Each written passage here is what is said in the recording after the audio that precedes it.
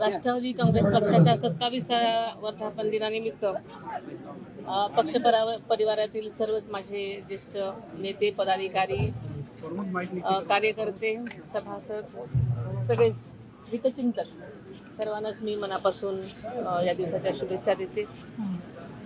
स्वर्गीय यशवंतराव चव्हाणांच्या, शिवशाहू फुले आंबेडकरांच्या सामाजिक आणि समतेच्या वारशावर हा पक्ष उभा आहे आणि हाच वारसा पुढे चालवण्यासाठी अनेकांनी गेल्या 27 वर्षापासून आपल्या कामातून वेगवेगळ्या पद्धतीनं योगदान दिलेलं आहे.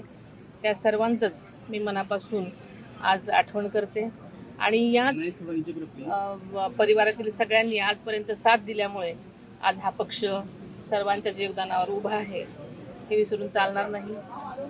आजचा हा वर्धापन दिन अत्यंत वेगळा आहे, कारण आजच्या वर्धापन दिनी आपल्यामध्ये दादा नाहीत.